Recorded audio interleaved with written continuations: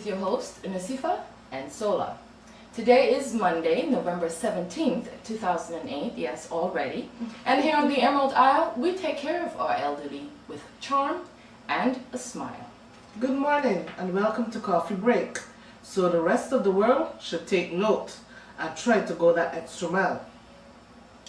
Now, before we get down to the meat of today's matter, I would like to take a moment, please make a note, to big up something I witnessed this very morning, yes. Something to big up? Maybe we should really take note. It is truly rare thing for Nasifa when she's referring to Montserrat. Truly. Anyway, I'm on my way to the studios to record this show and noticed an elderly lady struggling up the hill in obvious pain. Coming up behind her is a young Rasta man. While I'm inquiring as to whether or not she was okay, she tells me that she is trying to get to the bus stop for her tablets, but her knees won't take her up the hill. By now, the young Rasta man walks up behind her and gently sticks his arm through hers and asks if he could escort her to the bus stop. I smiled and heard her say, "God bless you, son." That is so sweet. I know, right? I mean, how much sweeter does it get, you know? Take care of the elderly. I wonder why the government of Montserrat doesn't have transportation for these elderly people who can barely walk, you understand, to get their medication. Shoot, when I'm walking up these hills, I feel like a mountain climber. I could only imagine how these hills would feel to someone that age and so feeble. Truly, you know, you have a really good point, you know. You know what? Why doesn't our government address this issue? We know you watch the show.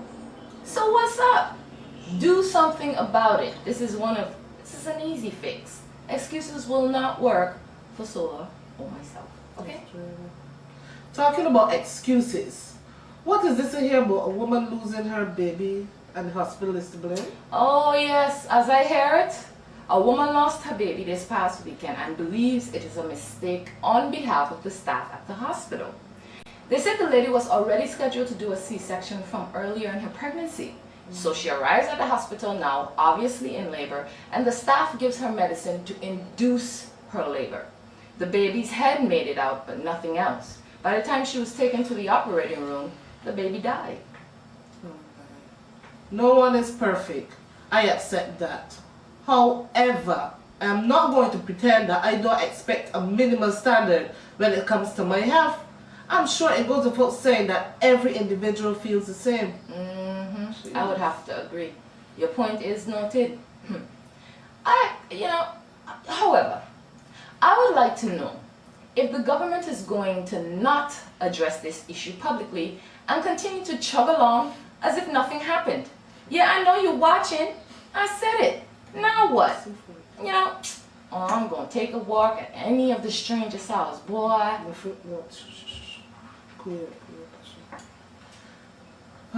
Come on back and join us, Mr. All right. Please. All right, okay. Remember, we are doing the show right now. Okay, all Slow your roll. Slow my roll? I would like to know what happened to that big old bankroll the festival committee does get from Montserrat's budget every year. I mean, over $100,000, not counting the usual donation that comes from the governor's office. So, where is the money, people? How is the money being spent? Somebody tell me. Let's see, friend, what you getting on with? How you know the money isn't being distributed fairly? Oh, I know. Well, for starters, the prizes are a big indication to me. I mean, certainly they are skimpy for a budget of $100,000. Here's what I do know. They haven't paid a painter to paint Festival Village, ever. And they certainly have not paid a cleaner to clean the festival city before and after any of their shows. So again, I ask, where is this great, big, fat bankroll going every year? Well, I would like to hear the response to that one myself. Have you heard that Montserrat crying wake up? Wake up? Yeah. Oh.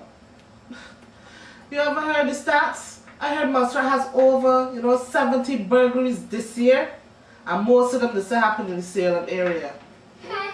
Well. See here. And I should not make a comment as to the capabilities of our police force. Every week they have some unemployed rasta in front of the courts paying a fine. Yet they can't solve a single solitary case outside of the marijuana arena. That's right, I said it. What? You want me to say it again? But see, friend, don't stop. Oh, okay. Please. Okay. Talking about capabilities, I really wonder about the capabilities of the people, you know, in some of these government offices that work in the government offices. You're not the only one. I was talking to an author that lives on the island the other day who, told me something really quite interesting about monstrations. Oh, really? Yes. Something you don't know already? Yup. He says that monstrations have the capabilities of communicating without so much as a single word being said. What? How is that possible? Well, according to him, they just use facial expressions and gestures to get whatever it is they want accomplished. He says he went in one day to fill out a form in a government office. When he asked who he thought was the receptionist who he should talk to, he said that she just looked at him. So he repeated the question. Still no answer. Then he said he caught some movement out of his eyes and realized that the lady was pointing across right? So he says he just, went in that direction. And then when he asked the woman who she was pointing at if she could help him, he said she just took the paper, blew off a heavy breath, walked into another room, came back, put the paper down in front of him, pointed to the spot he was supposed to sign.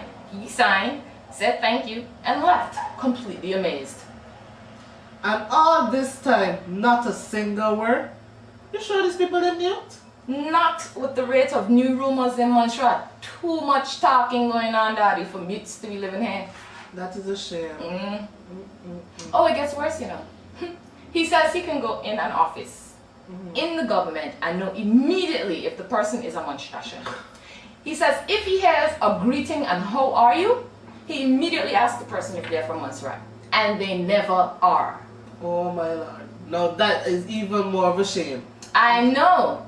Now, this right here, what I'm about to tell you, is what I call tough love, okay?